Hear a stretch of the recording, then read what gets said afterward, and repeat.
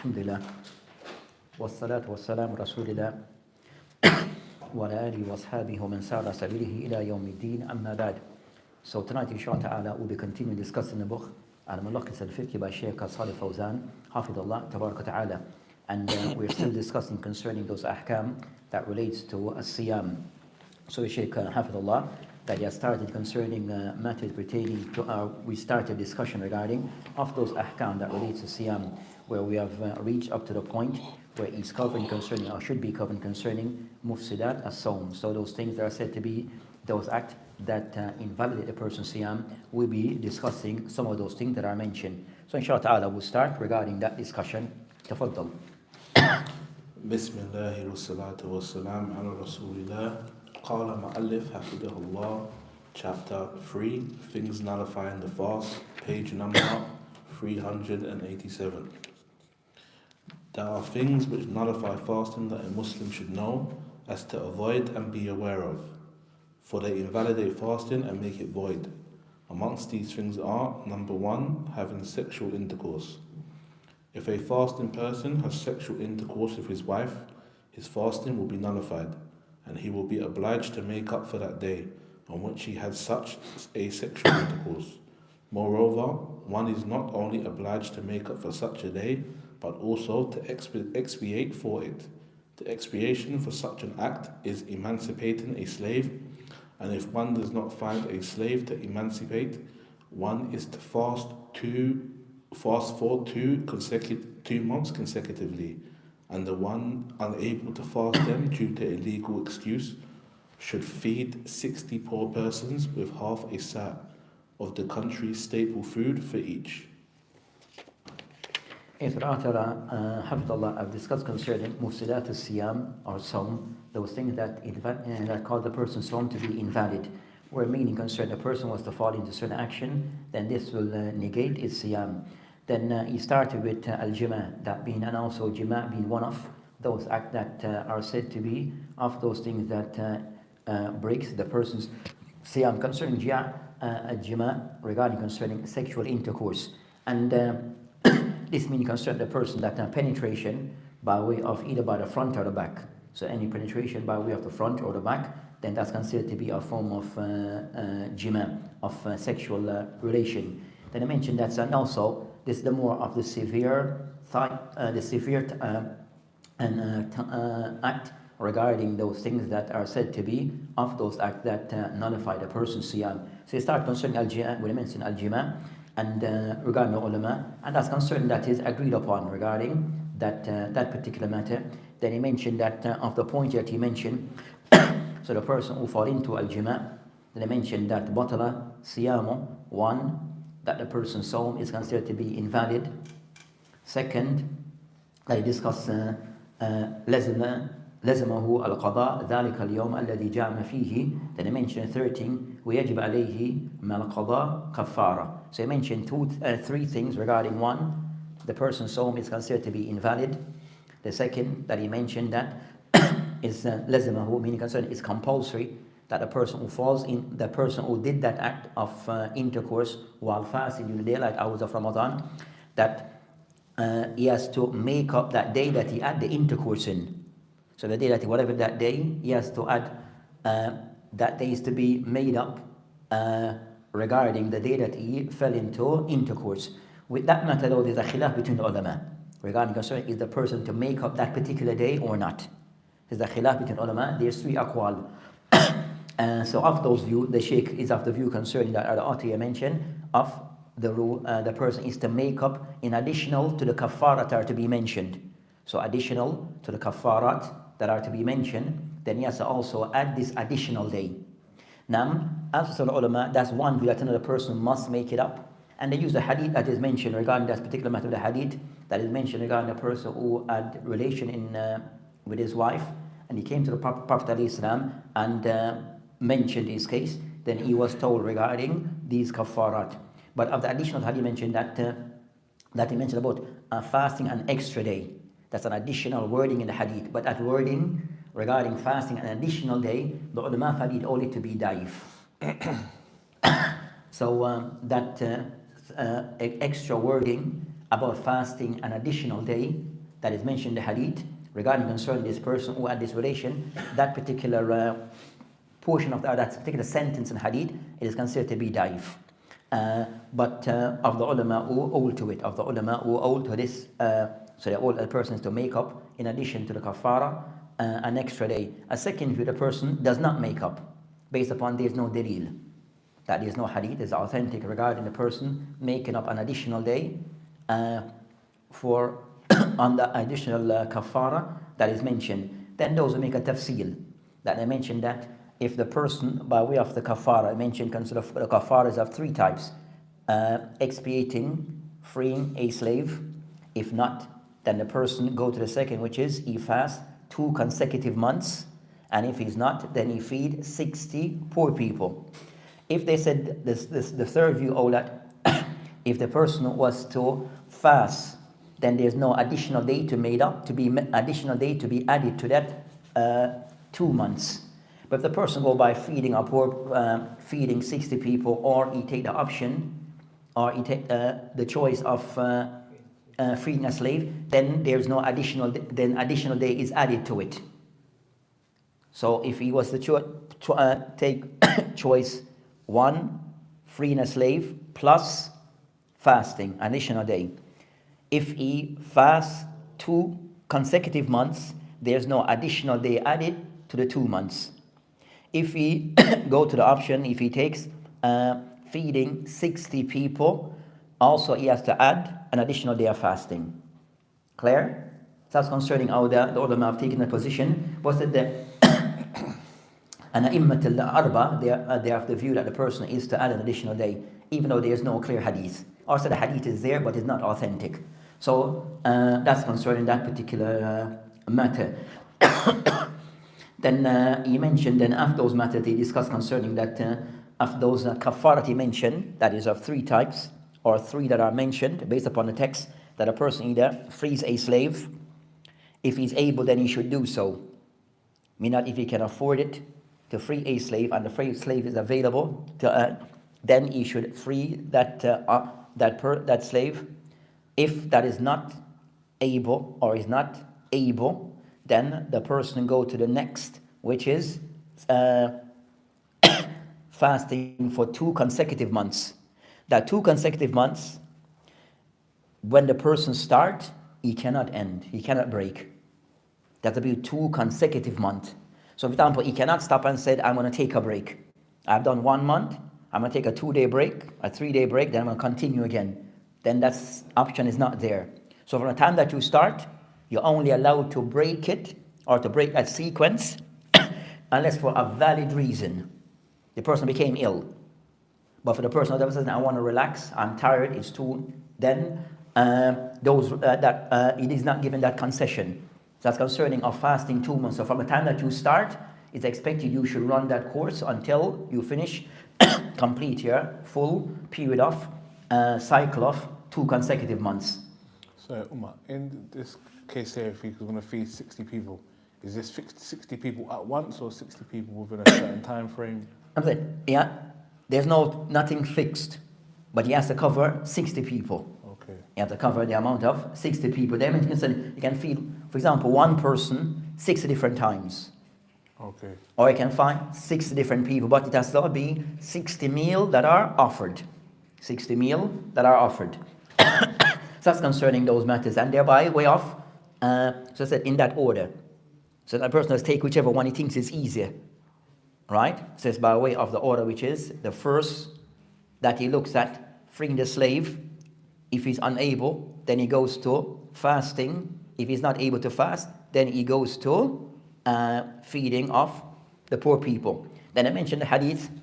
If the person is unable to do any of those, is unable to comply with all of those 3, he doesn't have enough finance to free a person, and it's not option. So he goes to the next one, which is he's unable to fast 60 days consecutive because of conditions or circumstances for that particular person. Then also he goes to the next one, which is he's a poor person, so he cannot feed. You understand? So he's unable to comply with all those kafara. What will be done? Then there's nothing upon him. According to some of the ulama, then it is lifted. But some mention that it's still in zimma. It is still something which is owed at whatever time he's able to fulfill any of them, then it's to be carried out. So something which is, if at the time he's unable to fulfill them, then at later on, if anything change, then he should comply. And some hold that because he's unable to, then it is lifted.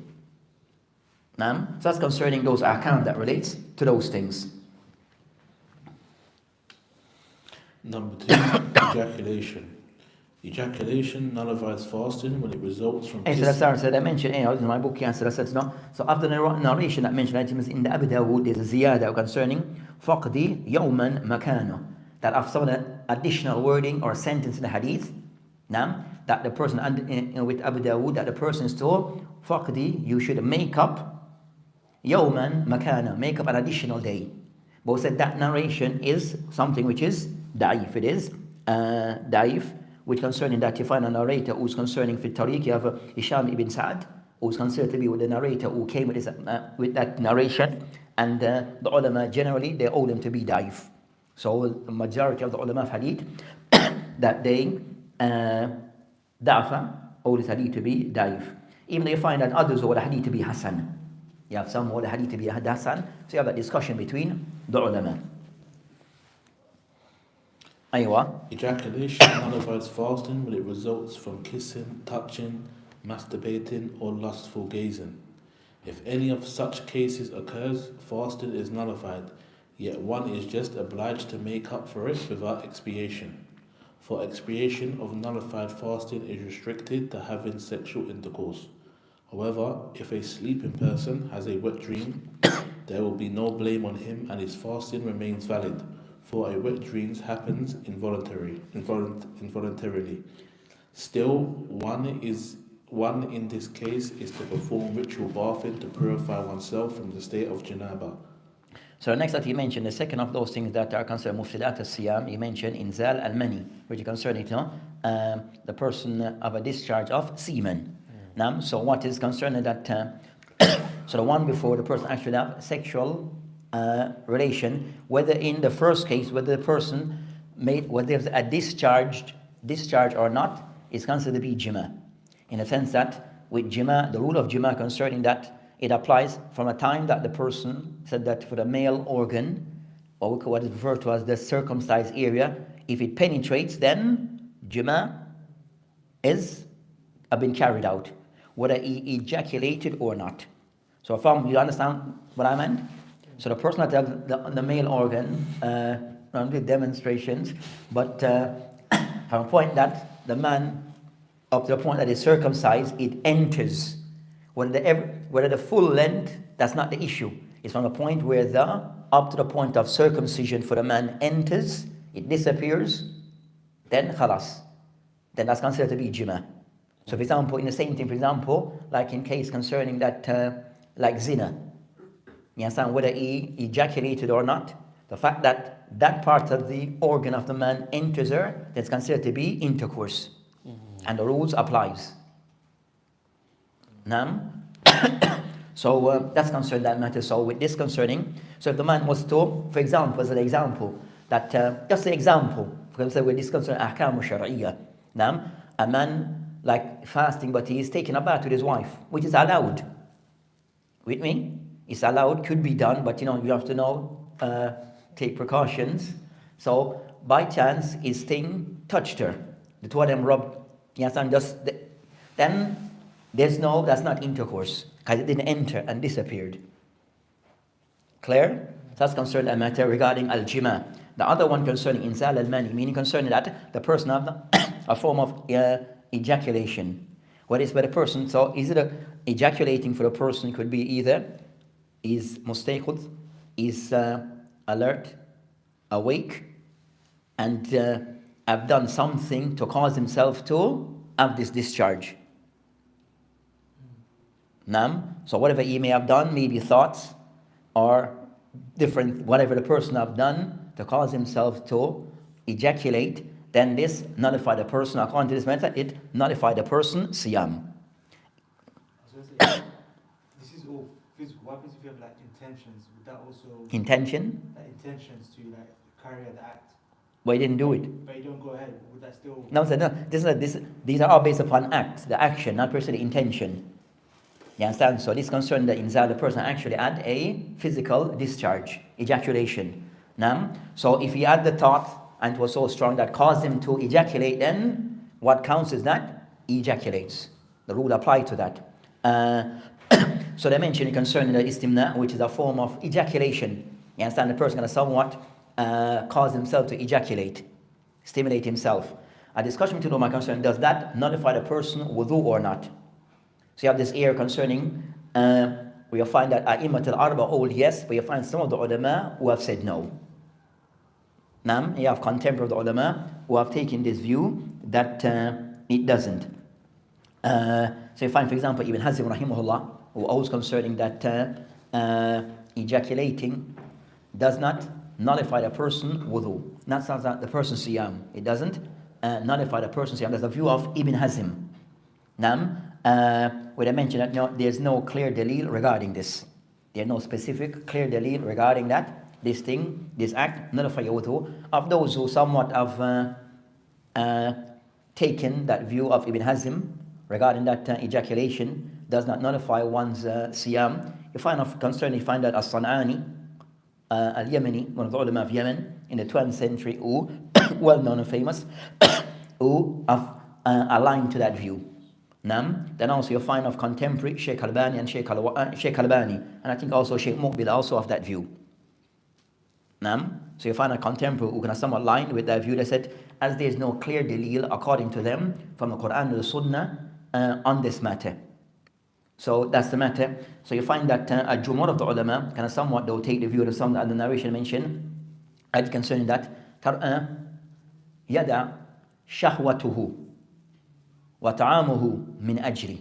So in the hadith it mentioned that the Prophet mentioned that in the hadith that the person who have left away is shahwa and his ta'am is food for my sake. They said the word shahwa, it means, they take it to mean concerning matters relating to sexual actions, which concerning, so they take it to that mean concerning these things that relates to sexual matters. And the hadith in the Bukhari and Muslims, the hadith of Abu Hurairah anhu, that mention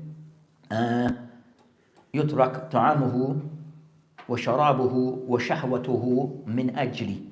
So they said, the word shahwatuhu, it also would take the meaning concerning things that are sexually related, and of those concerning ejaculation.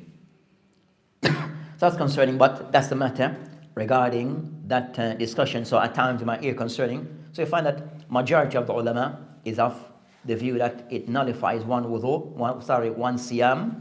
But you find that of those ones that we have mentioned, who are of the view that it does not, which is a minority amongst the ulama. So said at least the person avoid this. And the person who fall into this, then it all depends on the person who give you that fatwa. So the person you refer back to, depending on the view that the position that they take, then that will depend on the fatwa that they give to you, on the response that is giving to you. But majority of all that, it nullifies the person siyam. Aywa. Number 3, deliberate theory. And this one says, sorry, concern this. So I said, this person when he's awake, and you have cases that mention that the person is asleep. So if the person was to, either by illness that caused him to ejaculate, or have these discharge, or so by way of illness, so it becomes an illness, that is the reason, not per se out of his own choice. Or it's a case where the person is asleep. So the person, anytime during the day, and he was to have a wet dream, is a form of discharge, of semen discharge, his siyam is still intact. So in this case, it means that the person that is amdan, the person that intentionally brings this upon himself, then that's when his siyam is invalid. Tafaddal. Deliberate eating and drinking. Allah exalted bihi says, and eat and drink until the white thread of dawn becomes distinct to you from the black thread of night. Then complete the fast until the night, i.e. sunset. Surah Baqarah, ayah 187. As for a fasting person who forgetfully eats and drinks, the validity of his fasting is by no means affected. The Prophet ﷺ said, whoever eats and drinks something forgetfully while he is fasting should complete his fast, for what he has eaten or drunk has been given to him by Allah. I guess I want to mention the third of those things, which is al-akl wa shurb, amdan. So they kind of somewhat mention that. So you find two scenarios regarding matters relating to eating. The first scenario, the more common one, or the one that nullifies the person's siyam, is the person eating amdan, intentionally. Nam? And they mention, so eat and drink, they mention anything which is liquid, shurb, anything which is liquid, then that's considered to be a form of drinking. Nam? And I mentioned that whether it comes through the nose or through the mouth. So anything that goes into the stomach by way of the mouth or the nose, then that's considered to be eating. That's considered to be a form of drinking. Nam? Then the other concerning that akl, concerning things that are solid food. Nam? Which is more solid. So that's concerning eating and drinking. But I mentioned, for example, if the person wants to eat paper, it's not food. Or the person chew on some wood and swallow it. Eat glass. Or those type of things. So the general person eats something of that type is not food per se. Is it? But I said no, it also nullifies siyam. Because it's going down, it's a thing, the person eating, taking that thing into the body. Now, even though it is not per se classed as food, but it's going into the body by way of the nose or mouth, then that also nullifies the person's siyam. So by extension of smoking, sniffing things, them nullify the person's siyam. It was because it's going through them into the stomach, then it nullified the person siyam.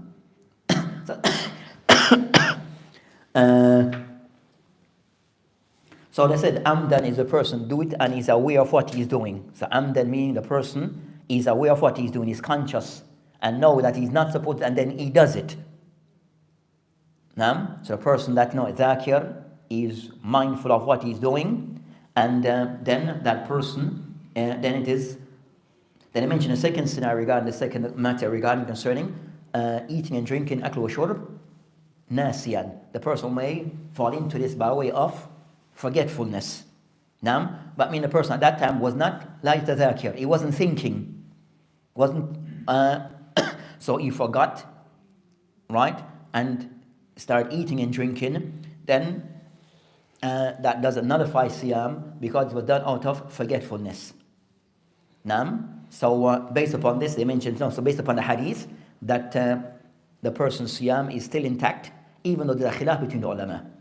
Even if for the person who eats and drink unintentionally out of forgetfulness, the ulama take the view that the person's siyam is still invalid.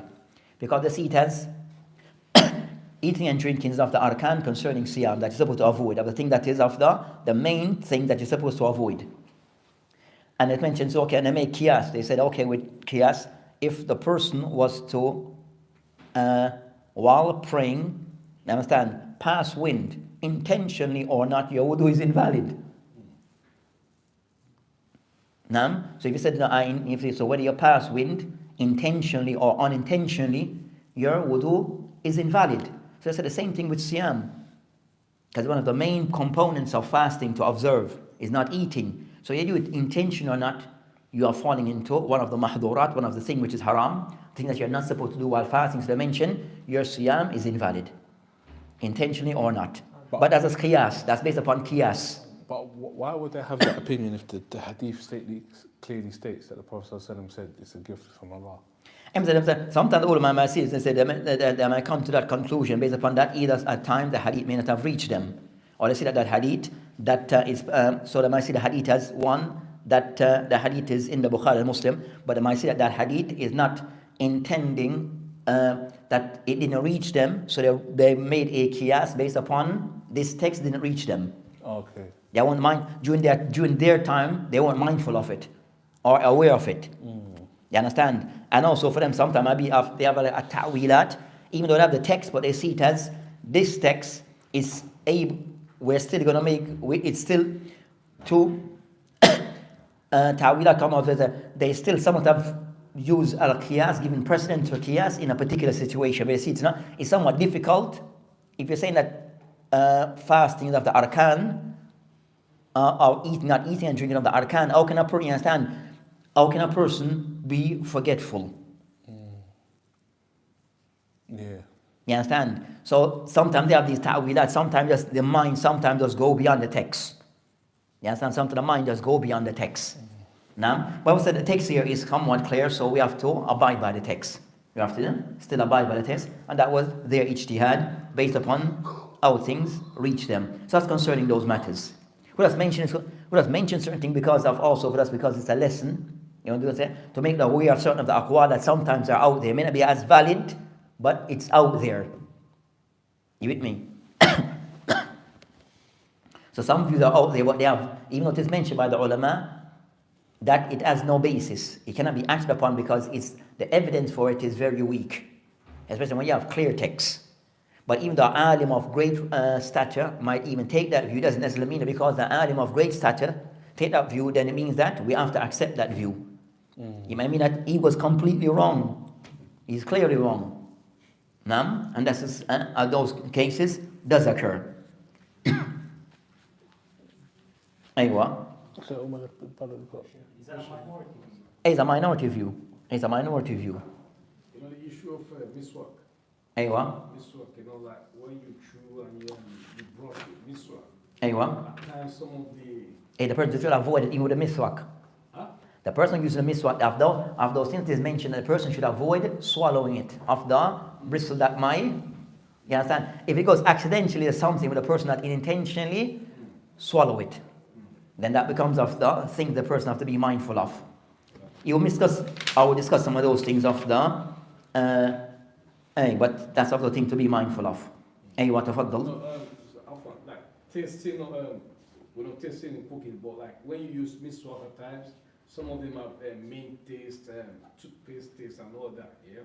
The taste persisting in the mouth, you know? What is it? The taste still in your mouth, that said, is going down your throat is the problem. So still maybe in your mouth that's not as serious because you understand it's when it goes in to the stomach, though, into the mouth. Now we did mention that toothpaste can still be used. You understand? So the ulama give that toothpaste can be used as they make qiyas upon those things of the miswak. So they said toothpaste can be used for a person who's fasting. And toothpaste in most places have a smell to it, isn't it? A taste. But it's not going down the throat. That's the thing that the person has to be mindful of. Or the person is not if the person is more cautious. So we might discuss the miswak. And see how the miswak have several matters. Some of the ulama ordered is disliked to be used at a certain point. Or said not to be used at a certain point, which is after midday. So after midday, if the person is fasting, of those ordered, the person should not use miswak. Even though there's no clear cut that is said that using miswak during fasting is allowed or not allowed. So that what they use to justify the use of miswak while fasting is a general hadith about the use of miswak. But there's nothing specific about miswak, about fasting, for or against it. تفضل. Among the things nullifying fasting is when water or the like gets into one's body, the throat and the abdomen, through the nostrils, which in Arabic is generally referred to as snuff. Moreover, having nutrition through the veins, blood transfusion, and the like are among the things nullifying fasting, as they provide the body with nutriment. So you find these words that of the ulama have discussed so far. It says su'ud, which is a thing getting into the body. So you find no concern of injections. Are they allowed or not allowed while fasting, or does they nullify the person's siyam or not? So you have that discussion between the ulama that the Shaykh just mentioned is a general thing concerned, if there's anything that regarding these injections that are being used by the individual, if it's like a food supplement, then nullify the person's siyam. So it's act in some way of giving food nutriments, then it nullify the person's siyam. So that's concerning that matter.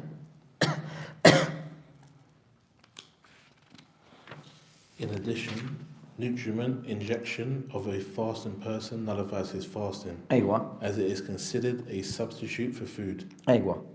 As for the non-nutrient injections, they have to be avoided as well as during fasting to preserve its validity. The Prophet ﷺ said, Avoid that which makes you doubt and adhere to that which does not make you doubt. So the general thing that he mentioned regarding concerning these food, those injections that are used, if they are food supplement, they nullify the person's siyam from whatever way that it enters the person's body. But after those ones that are not, then he didn't give a clear-cut hukum. He says try to avoid it. Now, so the person which is concerning while fasting, so the person is able, but the thing would be if the person is unable to avoid it while he's fasting, does it nullify the person's siyam? Said of the ulama all that it does not nullify the person's siyam if it was to occur while the person is fasting. Aywa. So one should delay such injections until the night, i.e. after breaking fast. Number 4, getting out blood from the body. Getting out blood of one's body deliberately during fasting, as in cupping, blood transfusion to save a patient, nullifies one's fasting. However, the coming out of a little blood, such as a sample for a blood test, does not affect the validity of one's fasting. Similarly, the involuntary coming out of blood, such as the result from nosebleed, a wound, or pulling out a tooth, does not affect fasting. So the Shaykh makes regarding concerning ikhraj al-dam min al-badan, regarding concerning of those things that blood leave in the body, which is the main discussion regarding hijama. So but in a general thing concerning that the person blood leave in the body, he mentioned that at times it may nullify the person's siyam, and at times it may not nullify the person's siyam. So if something a very small quantity, they mention and give an excuse. That does not, or a small cut, it doesn't nullify. But I mentioned so of the matter concerning that al-hijama. So regarding concerning the person, is it allowed for the person with a form of taking blood from the body? If the person is fasting, does it nullify the person's siyam? All of them would agree concerning the person concerning hijama in the night is better to be done for the person who's fasting after breaking fast. But if it was to be done, is it allowed while he's fasting? That becomes now the more crucial issue regarding the night hours. That's clear, and it's more preferred if the person can. But is it allowed during the day hours while the person is fasting? There's a lengthy khilaf between the ulama. A lengthy khilaf between go back and forth.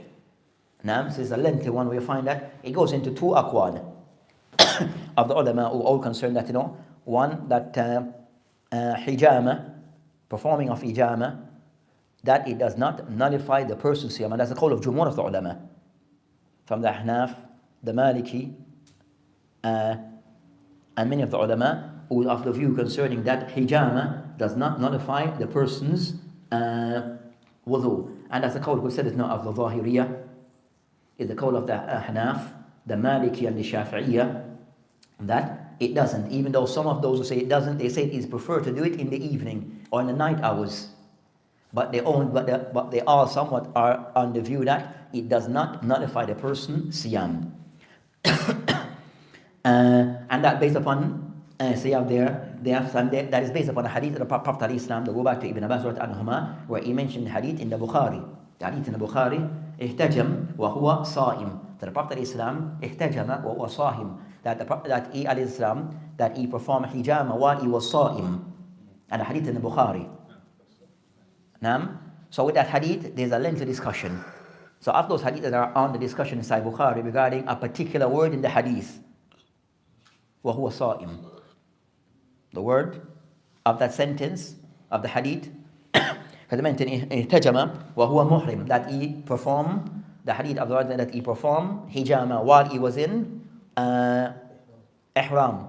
Then other part of another hadith mentioned that, ihtajama huwa sa'im. So our discussion regarding of the ulama who hold that the word huwa sa'im is not from the hadith. That word, they criticize that word in the hadith. So you find Ahmad bin Hanbal who said that wording huwa sa'im is not from the hadith. Al-Imam Madini and others of the ulama that mentioned that that particular wording in the hadith is not actually a part of the hadith. That's a view of some. But the ones who all concern the hadith, you have like of also An-Nisa'i say it is munkar, that wording. An-Nisa'i rahimahullah concerning hadith, science and ilm al-ilal is of the giants.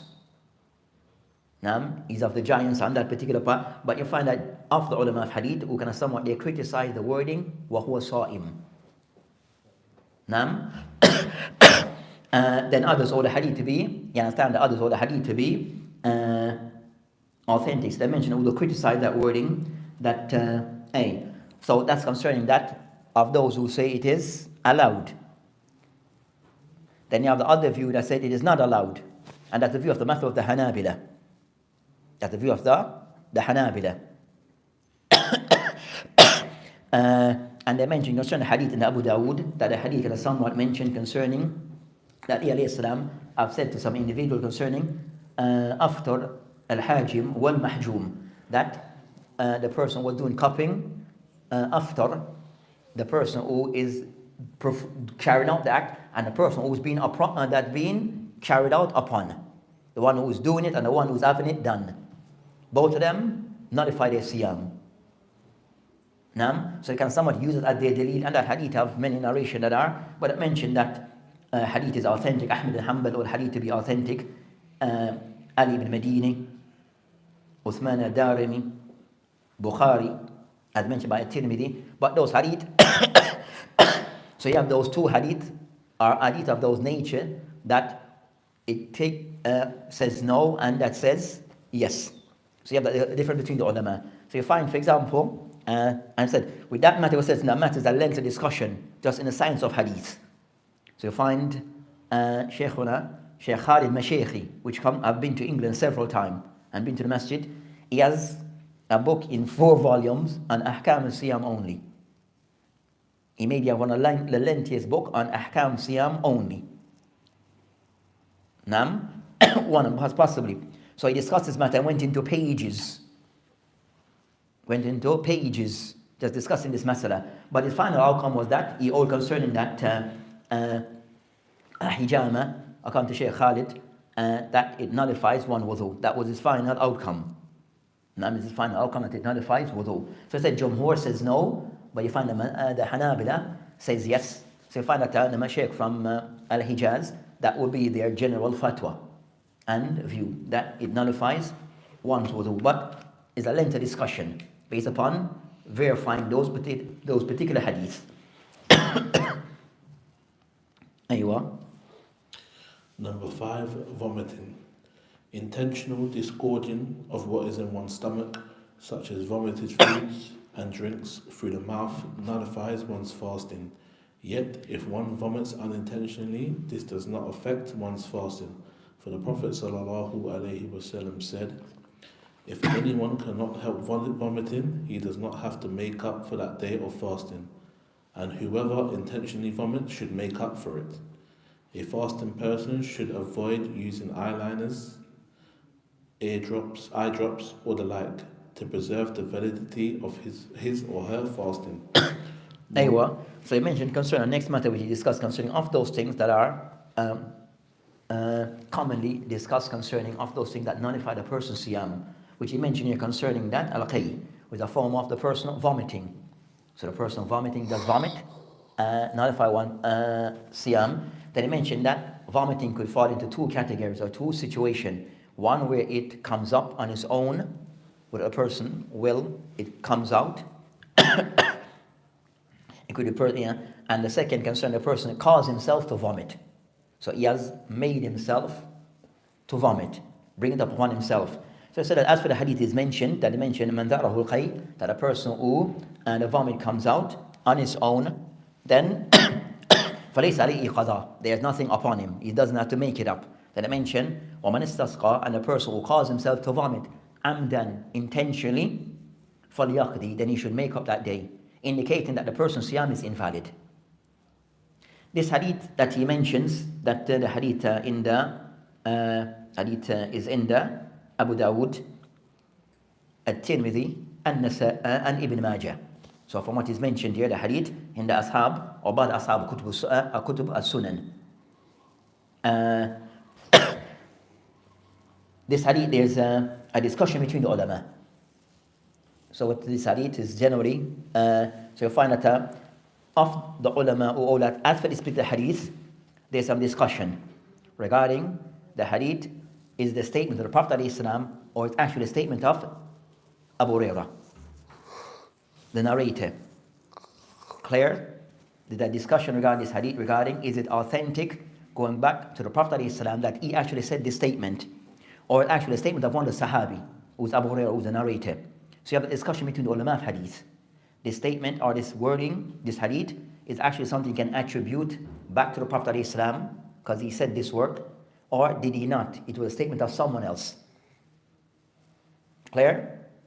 So that's a discussion. So you find concerning the hadith, they mentioned that the hadith, da'afahu, you understand, kibar ulama, Ahmad bin Hanbal, Bukhari, At-Timithi, and of contemporary, Shaykh Arnaut and Shaykh Albani, all the hadith to be daif, and others.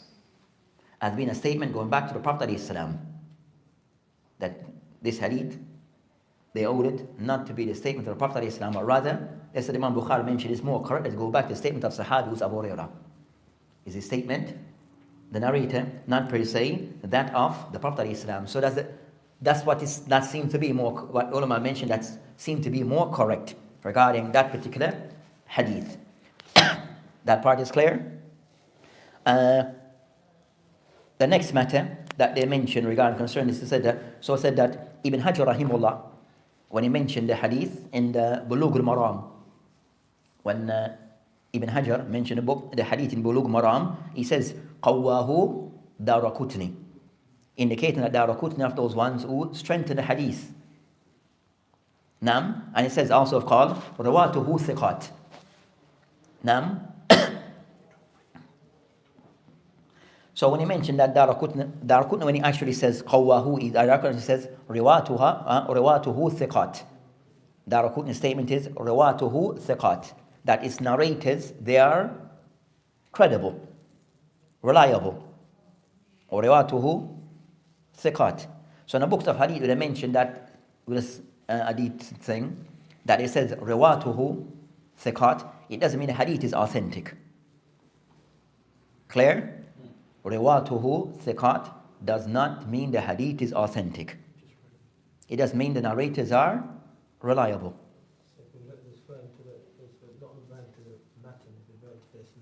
Everything concerning the hadith itself, both concerned. So that's in reference to that's the matin, with general concern they want to give ruling upon both matin and sanad.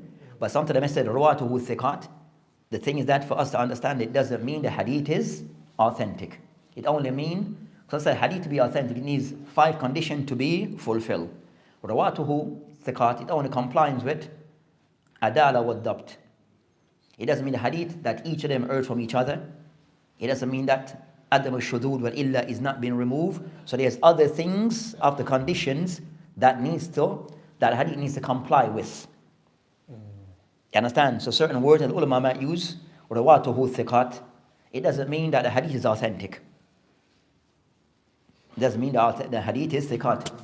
Now, so those are things that us to be mindful of.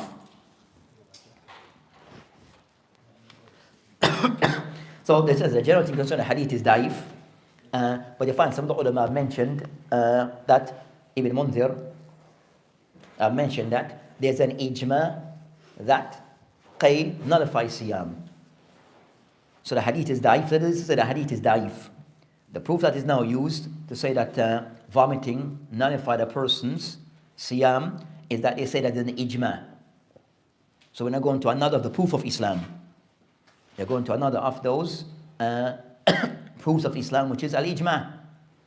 So if there's an ijma that been established that this thing nullified siyam, then the evidence would be used, would be ijma, not per se the hadith. That if we can confirm ijma.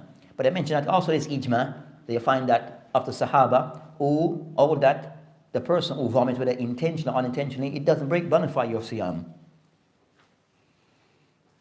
Now, so you find of the ulama, so among those ulama who are concerned in that, fast vomiting, whether intentionally or unintentionally, doesn't nullify your siyam. He mentioned an Ibn Abbas, and also Abu Hurairah, and also Ibn Mas'ud, as mentioned in Musannif Ibn Abi Abdul Razak. So you find some ulama who have taken that view from the Sahaba. So anyone who says to say ijma, then that ijma is questionable, because they are amongst the Sahaba who holds that it doesn't. and others who come, al-ikrama. And also they said that the view that is Bukhari is inclined towards that view, that vomiting does not nullify your siyamin, whether it is done intentionally or unintentionally.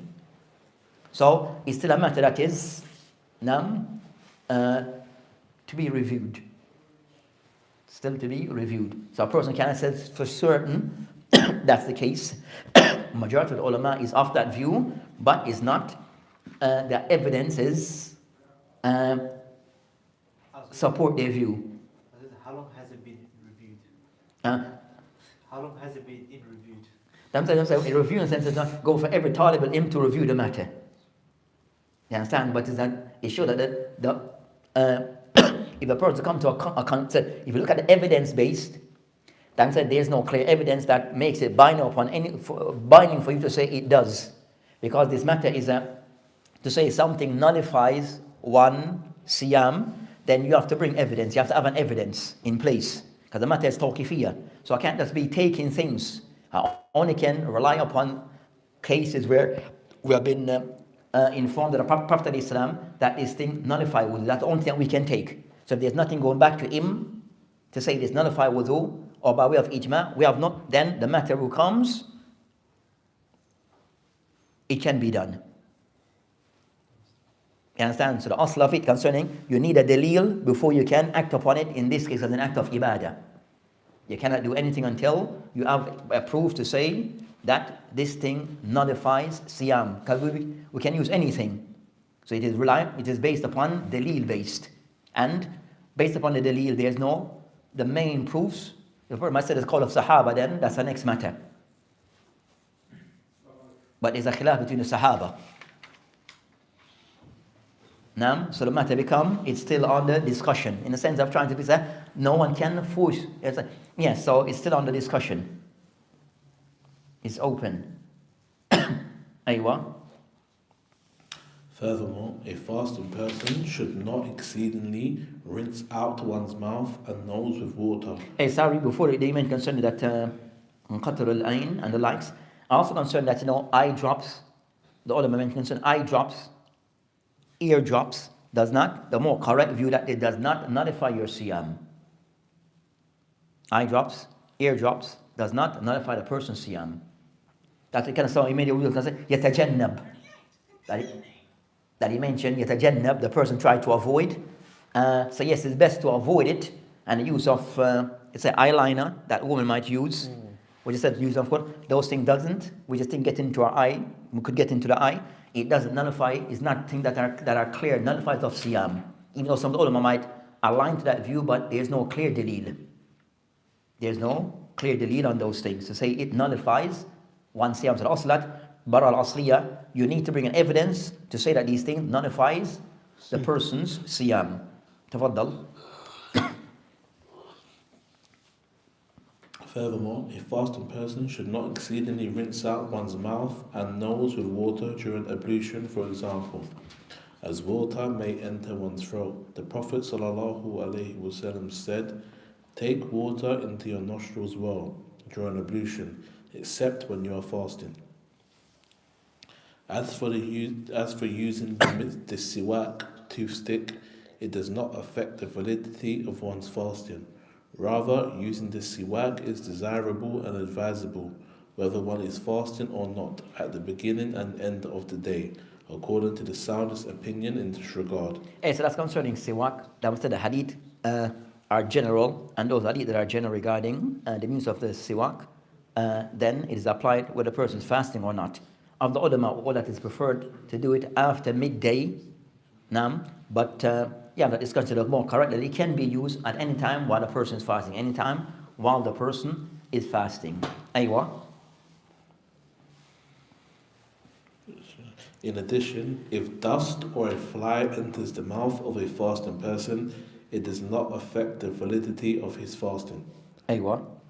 There are certain matters that a fasting person should avoid, such as lying, backbiting, and insulting. And if anyone insults him, his reply should be, "I am in a state of fasting." Unfortunately, there are some people for whom Abstaining from food and beverage is much easier than refraining from the evil words and deeds they are accustomed to. That was why one of the Salaf, early Muslim scholars, said the easiest part of fasting is abstaining from food and drink. Hey, so the thing that concerns a person fasting, to be mindful that fasting also extend that you have those things that are mentioned before, which are those main things that a person should avoid: eat, drink, and relation, and the likes. But also the person must be mindful regarding their general action and behavior of certain actions that are not befitting for the person's fasting, and the person should be involved in concerning and observing siyam, but he's still indulging in al-ghiba wa namima and lying and the likes. Also the person should avoid those things, as those things are haram before fasting and while fasting and after fasting.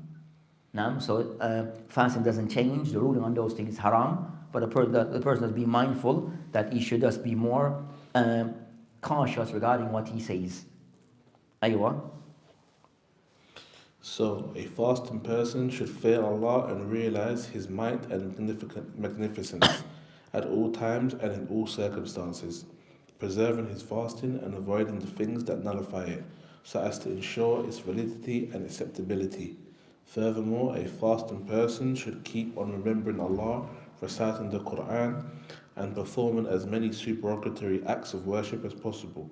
The Salaf, for example, used to keep to mosques while fasting as to preserve their fasting and avoid backbiting, as they used to say.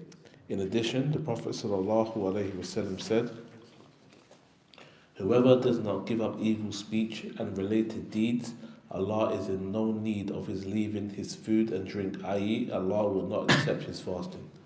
This is because seeking Allah's pleasure and drawing near to Him through abstaining from lawful desires during fasting must be preceded by general abstaining from unlawful ones, such as lying, oppression, and aggression against people's lives, properties, and honor."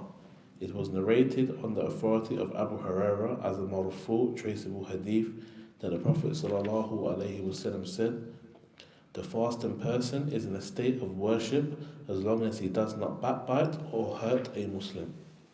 Moreover, it was narrated on the authority of An-Nisa'i that the Prophet ﷺ said, He does not observe fasting who continues eating the flesh of people through backbiting them.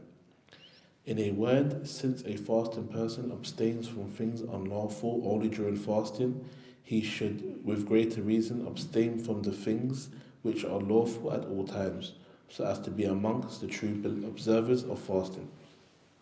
Yes, the Shaykh Hafidullah kind of somewhat ended regarding those word of caution regarding of those things concerning a person's fasting that he is mindful regarding his general behavior and conduct. So regarding his general behavior and conduct, that one also has to be mindful regarding things that are we should avoid regarding people's attacking people's honor, taking off people's property unjustly and unfairly, and any form of dhulm, by way of our actions or by way of speech. Then he mentioned regarding so at the end he mentioned that some ahadith, so he mentioned ahadith at the end of it concerning an Abu Hurairah anhum marfu'an, meaning go back to the Prophet al-Islam, as-sahim fi ibadatin ma lam yaghtab musliman aw yu'di. That the hadith is da'if. That hadith concerning to know that a Muslim is in an act of ibadah as long as he doesn't harm or backbite a Muslim. That hadith is da'if, as mentioned by Manawi, that this particular hadith is da'if. Because shadid al-daf, the weakness in it is severe. Then he mentions a statement of Anas that he mentions a statement of Anas ibn Malik, which is of the statement of the Sahabi, that regarding again concerning of these things that we should be mindful of. So an overall concern that he end this discussion regarding mufsidat as-siyam, of those things that are said to be of the main things that are normally discussed and to be known to all Muslim regarding things that nullify a person's siyam. And as we mentioned regarding that, amongst these things, there are things that are of jima, that's clear, of sexual relations, also regarding al-mani that he discussed, eating and drinking, vomiting, and we're going to somewhat give some explanation, some further explanation on some of those topics and some of those things accordingly. Just one question that someone asked online. Can you pay fidya in advance? I assume they mean like Hey, so the person who might find yourself that what time is that?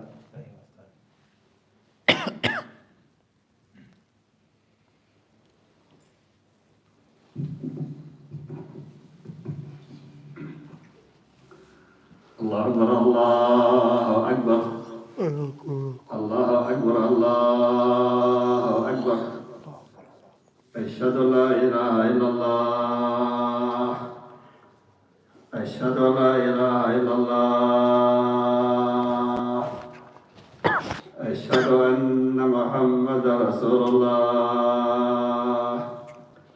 أشهد أن محمدا رسول الله حي على الصلاة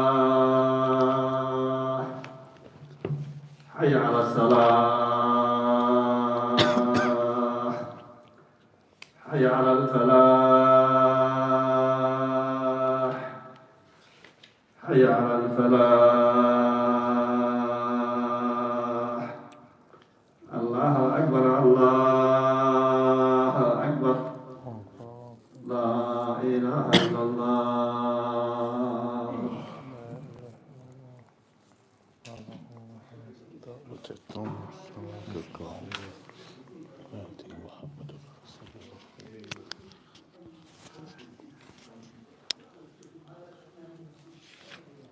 Sorry, about fidya before, pain of fidya before Ramadan.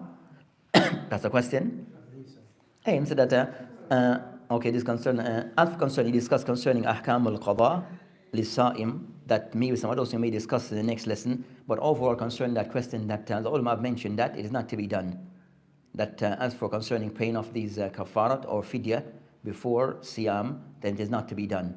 As is to be done after Ramadan or while during Ramadan or after, but not before. So not to carry that, so it's not before Ramadan actually enters. To be done after Ramadan have occurred or have entered, but not before. That's concerning al-fidya. So if that person dies before he's paid, then Is that if the person, if it's before Ramadan and the person who died right before Ramadan, there's nothing upon him. You understand? But the person, for example, if it's fidya that he's exercised, so if the person's intention was to pay either later on, but in Ramadan or at the end of Ramadan or right after Ramadan, then al-innama al-amal bin-niyat. So that's the thing. So those things he done, yes. So, but the intention was there to pay, then it's a different situation.